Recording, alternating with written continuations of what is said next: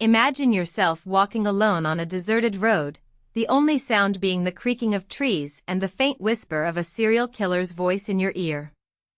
You're not alone, because millions of others are walking alongside you, mesmerized by the same true crime story. But have you ever stopped to think, what's driving your obsession? You find yourself in a dimly lit room, surrounded by the faint smell of old books and the soft hum of a computer. The screen flickers to life, displaying the face of a serial killer, their eyes seeming to bore into your soul.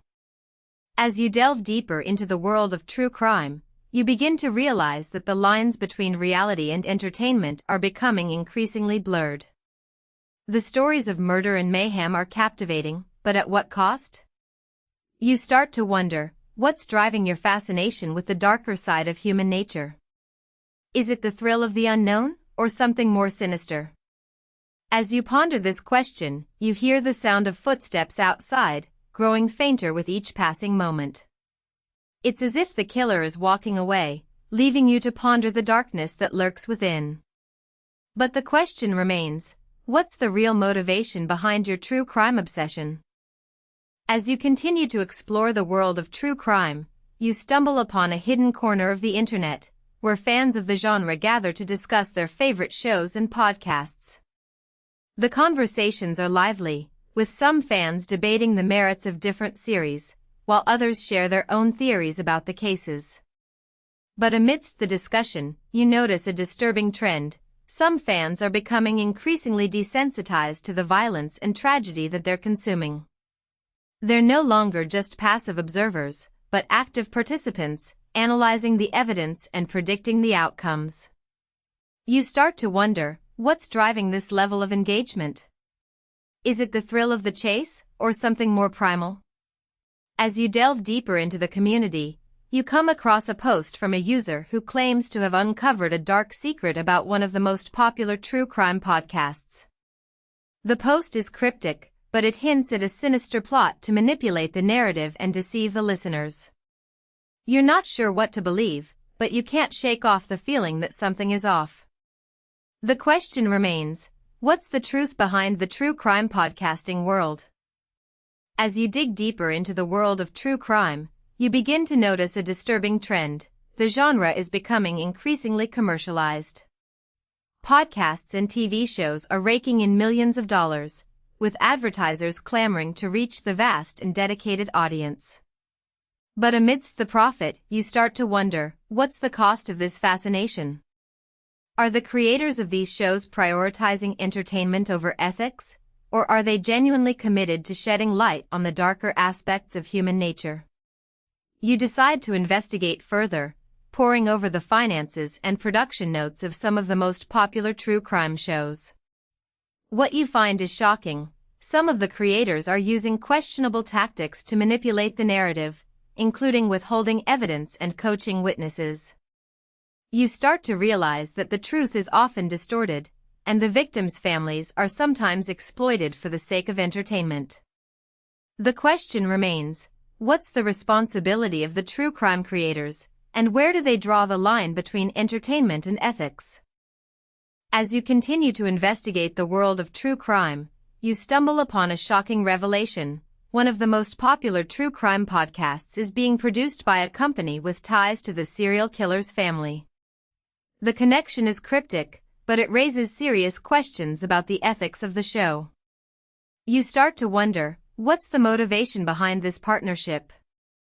Is it a genuine attempt to shed light on the case, or a cynical ploy to cash in on the tragedy? You decide to dig deeper, poring over the company's financial records and interviewing former employees. What you find is astonishing. The company has been using the podcast to manipulate the narrative, downplaying the killer's guilt and shifting the blame to the victims. You realize that the truth is often distorted, and the true crime genre is sometimes used as a tool for manipulation. The question remains, what's the impact of this twisted narrative on the victims' families, and how can we prevent this kind of exploitation in the future? As the truth about the true crime podcast begins to unravel, you start to feel a sense of unease. You realize that your fascination with the genre has been manipulated, and the narrative has been distorted to serve the interests of the creators. You start to wonder, what's the impact of this manipulation on the victims' families, and how can we prevent this kind of exploitation in the future? You decide to reach out to the families, to hear their stories and understand their perspectives.